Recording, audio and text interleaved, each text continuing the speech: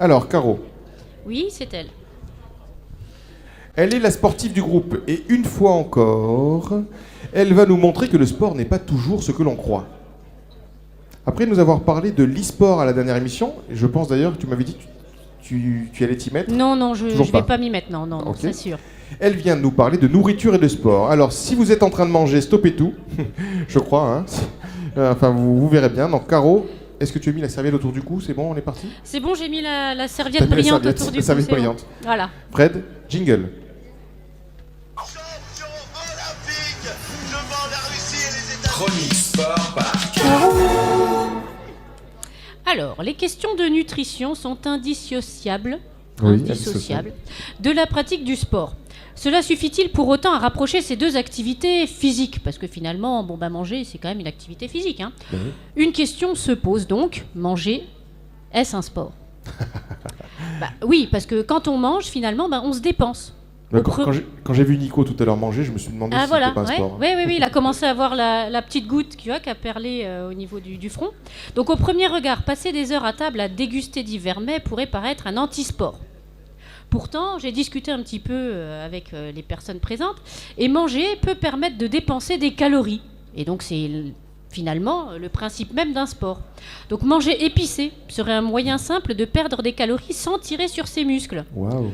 Et vous allez me dire, comment? C'est relativement simple. Hein. Lorsque vous croquez un piment, la sensation de chaud qui s'empare de vous est celle des calories qui se brûlent. Les adeptes de la cuisine mexicaine seraient donc semblables à des athlètes de la table. Ah, ouais. Il en va de même plus généralement des protéines. En manger consomme de l'énergie, lors de la digestion notamment, en moyenne 25% de plus que les autres nutriments. Un protéine, il y a quoi par exemple? La viande, par exemple. Voilà, La viande, c'est pas mal. Moralité, manger de la viande avec des piments explosifs permettrait de brûler des calories le cul sur son canapé. C'est pas mal ça? C'est une bonne idée. Hein. Donc attention toutefois aux piments dégustés. Hein. Alors là, je vais vous montrer donc des images de deux belles demoiselles qui ont croqué dans le piment le plus fort du monde. Donc là, je vais vous montrer le minois avant. Alors attends voir ton truc là, c'est censé marcher. Juste une fois, t'appuies une fois. Voilà. Donc non, en fait, le minois d'avant, il est déjà passé, hein, donc c'est ballot. Donc là, c'est quand elles le mettent à la bouche, donc elles commencent déjà à avoir une sale gueule. Et là, c'est après. Voilà. Donc, si vous défilez la vidéo, vous voyez qu'en fait, elles sont en train près de vomir, de cracher, elles boivent du lait et tout, c'est l'horreur. Enfin, elles sont à 6 pieds en dessous, quoi. Mais elles ont quand même perdu des je sais pas si elles ont perdu des seins, on le voit pas après, hein, mais en tout cas, elles étaient bien fournies avant. L'histoire ne dit pas si après, elles en ont toujours. Donc, le piment, oui, mais avec modération. Donc, cuisiner peut également constituer une remarquable activité physique. Ah oui, ça tu pourras peut-être nous dire. Ah oui, cuisiner. On peut perdre de nombreuses calories, 112 en moyenne, en coupant, épluchant, en faisant revenir dans l'huile d'olive les ingrédients nécessaires à un repas réussi. C'est pour ça qu'elle est si fine. En fait. Et voilà, c'est ça. Donc on peut même imaginer faire des squats entre deux tranchages de légumes, tu vois, mettre des poids au poignet pour bosser ses bras en rangeant le lave-vaisselle, tu vois, tu peux faire ça aussi. Faire comme monsieur, faire la planche, hein, tu vas voir, monsieur, il fait bien. Voilà, la planche sur le rouleau à pâtisserie, ça peut marcher aussi. Et là, tu te fais des abdos en béton, des super bras. Alors, par contre, pour l'hygiène, on est moyen là. Ouais, bon, on repassera. Oui, c'est à la maison. Faut faire un petit effort. Alors, il y a bien sûr des compétitions de bouffe, vous allez me dire. Hein, parce que finalement, s'il y a des compétitions, c'est un sport. Aussi. Donc, chaque 4 juillet, jour de fête nationale américaine, une chaîne de fast-food, Nathan's Famous, organise par exemple un concours de mangeurs de burgers très suivi et couru. Tradition remontant quand même à 1916, les amis. Wow. Ce concours est une compétition prestigieuse. Oui. Donc, compétition prestigieuse comme Wimbledon ou les Masters de golf. Le prestige ne nous saute pas aux yeux en tout cas, puisque voilà le prestige. Ah oui. Hein, ça donne pas super envie de faire un bisou aux messieurs tout de suite après. Je pense que le monsieur avec sa barbe, en plus, il en garde pour quelques jours. Tu vois, au cas où. Voilà, un petit creux, hop, c'est bien. Donc pourtant, il y a une stratégie, une technique. Hein. Il faut boire des litres d'eau avant le top départ pour étendre son estomac. Ouais. Avaler des gros morceaux sans trop mâcher. Faire descendre le tout avec de l'eau et éviter de vomir avant le coup de sifflet final. Donc, oui, mes chers. Ça, c'est des astuces, Caro. Oui.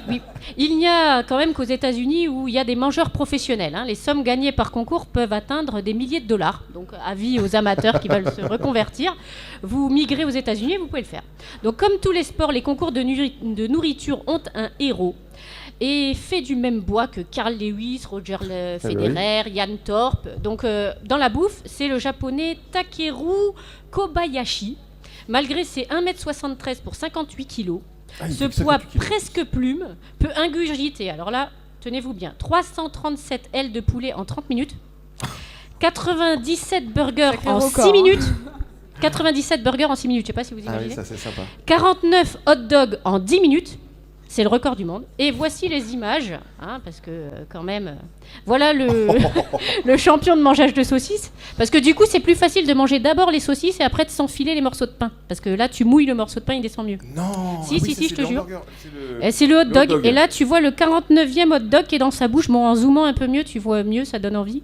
Donc voilà, là c'est vraiment le champion. D'accord. Ouais. Et il n'est pas gros, c'est incroyable. Non, il n'est pas gros. Et à l'heure actuelle, il n'a été battu que par un ours.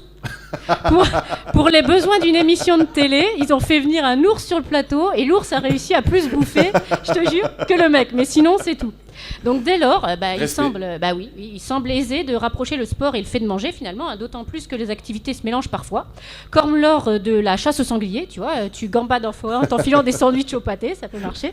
Tu travailles tes réflexes en tirant sur des pauvres bêtes à la carabine.